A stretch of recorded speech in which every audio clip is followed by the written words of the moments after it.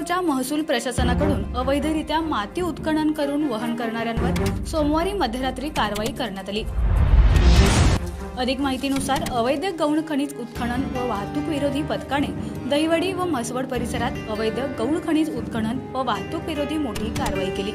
सदर कारवाईमध्ये दहिवडी येथे दहिवडी मायणी रस्त्यावर रात्री 11:30च्या सुमारास वाहन क्रमांक MH11 CH 9256 व MH11 ALA 4298 ही मातीने भरलेली मायनीकडे निघालेली वाहने सिद्धनाथ मंगल कार्यालयासमोर मायनी रोड येथे पकडण्यात आली।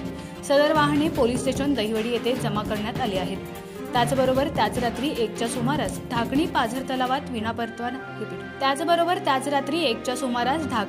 तलावात विनापरवाना माती उत्खनन करत असलेले JCB क्रमांक MH11 DA 2572 मालक सागर महादेव मदने व MH11 U 8937 मालक पोपट नरबट, MH11 CG 6480 मालक मारुती कोरड असे एकूण 3 JCB व अवैध माती वाहतूक करत असलेले वाहन क्रमांक MH11 AL 6170 मालक अमोल विष्णू रासकर तसेच MH11 BL 4797 मालक सागर महादेव मदने तसेच MH11 AL 8277 मालक रामचंद्र विठ्ठल दिडवाग व MH11 AL 5964 मालक निलेश सावंत आणि MH11 AL 4942 मालक जालिंदर काळे अशी एकूण 3 JCB व 5 डंपर घटनास्थळी पकडण्यात आले।